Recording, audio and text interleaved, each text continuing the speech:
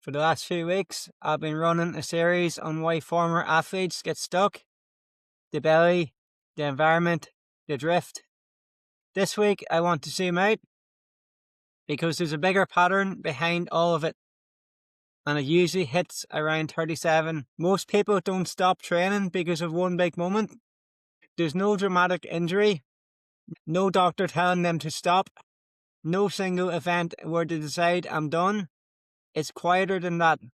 They miss a week, something comes up, work, kids, a niggle that makes them cautious. They tell themselves that they'll get back to it. When Monday comes and goes, a month passes, then 3, then 6, and at some point, usually without even realising it, they stop saying, I need to get back training, and they start saying, I'm just not that person anymore. That's not a decision, that's drift. And I see it happen to men and women somewhere between 35 and 40 consistently. The same pattern, the same timeline, the same quiet quit. Not because they don't want to train, but because the gap between who they were and who they are got wide enough that closing it felt harder than accepting it. And once you accept it, once you tell yourself, I'm just not that person anymore, the drift accelerates. Because now you've given yourself permission to stop trying. And that's the real danger zone. Not the belly, not the stiffness. It's that the moment you rewrite your identity to match the drift. I nearly became one of those statistics, not because I wanted to stop training, but because my body forced the question. 3 Bulls and Discs in 2016. I was told I'd probably never lift heavy again. If I'd listened, if I had learned to live with it the way the GP suggested, I would have been another former athlete who quietly stopped training in his mid-30s and never came back. What saved me wasn't willpower, it was pure stubbornness initially, and then eventually structure. I found a physio who understood progressive loading instead of permanent rest. I learned how to program properly instead of just going hard all the time. I rebuilt my entire approach to training around what my body could actually tolerate, and then I gradually expanded from there. I'm fitter now at 40 than I was during my GA years, and I wasn't even good at GA. The point isn't my story. The point is that I was on the exact same path as most people listening to this. Intensity without structure, effort without progression, and I was heading in one direction. The structure changed the direction. That's it. So why does this usually happen between 35 and 40? 3 things quietly disappear, and most people don't notice until all 3 are gone. The first is your recovery margin. At 25, your body could absorb almost anything. Bad food, bad sleep, no warm-up, heavy training, it didn't matter. You bounce back.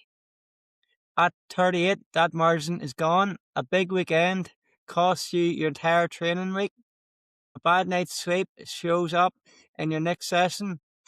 A niggle that would have disappeared in 24 hours at 22 now lingers for a week. Your body hasn't failed. Your margin for error just shrank.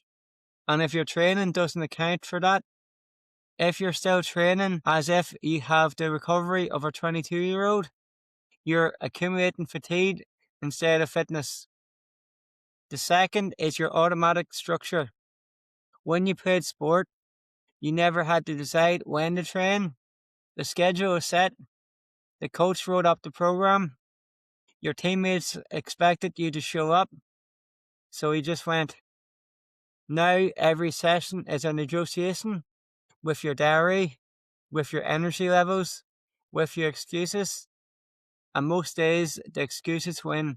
I talked about this in detail a couple of weeks ago, the environment problem. If you missed that episode, go back to episode 27. The third is your identity. This is the one nobody talks about, and it's the most damaging. Every month you drift, you move a little further from the person you used to be. At first, it's very noticeable. You're still someone who trains. You've just had a quiet few weeks.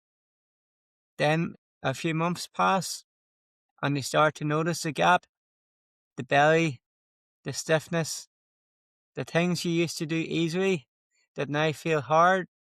And at some point, and this is the critical moment, your identity catches up with the drift. You stop seeing yourself as someone who trains and start seeing yourself as someone who used to. That's the point most people don't come back from. Not because it's physically irreversible, it's not, but because once you've rewritten the story of who you are, everything that follows confirms it. You skip a session and think, well, I'm not really a training person anymore. You see a photo and think, that's just how I look now. You feel a niggle and think, I'm just getting old. None of those things are true, but the identity shift makes them feel true. And that's why 37 is the danger zone. Not because of biology, because that's when the drift has usually accumulated enough evidence to rewrite the story. So what separates the people who reverse the drift from the people who accept it? It's not motivation. I've coached people who were deeply unmotivated on day one. They came back. It's not genetics. It's not age. I've coached people in their mid-40s who rebuild faster than people in their mid-30s. It's two things. The first is an honest starting point. The people who come back are willing to train for the body they have now, not the body they had at 22. They don't walk in trying to deadlift what they used to pull in their 20s. They accept where they are and build from there. The people who don't come back are usually the ones who can't accept the gap. They want to start where they left off, and when they can't, they quit. The second is external structure. Every single person I've coached who reversed the drift had some form of structure around them. A program that progressed, a check-in that kept them accountable, a coach who noticed when they started to slide. The people who don't come back are the ones who try to do it alone. I had a woman, a former camogie player, who hadn't trained properly in years, who told me on day one that she had lost it. 6 weeks into a structured program, she was stronger than she had been in a decade. She hadn't lost anything. She had been trying to do it alone for 10 years, and it just never stuck. That pattern repeats itself constantly. The ability is still there. The athlete is still there. What's missing is the system. Here's what I want you to understand. The identity didn't die. It got buried under years of inconsistency, under the guilt cycle, under the Monday penance, under the slow, quiet acceptance that I'm just not that person anymore. But it's still there. I know because I see it come back. Every time someone gets to week 6 or 7 of a structured program and sends me a message saying, I feel like myself again, that's the identity resurfacing. Not a new identity, the original one. The one that was always there, underneath the drift. You don't need to become someone new. You need to stop pretending the old version of you is gone. It's not gone. It's just waiting for structure.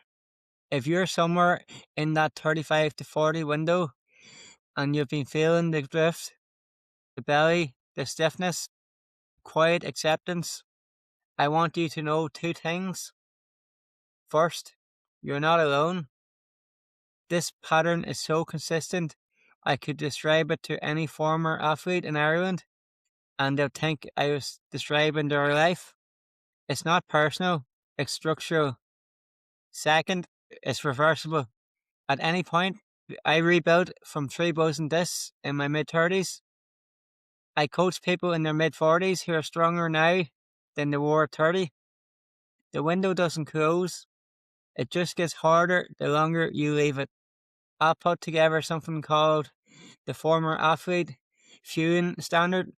It will show you the gap between where you are now and where the system requires you to be. And if this episode resonated, send it to someone who needs to hear it. There's a lot of women in your life right now who's in the middle of this drift and doesn't have the language for it. This episode might give them that. Chat to you next week.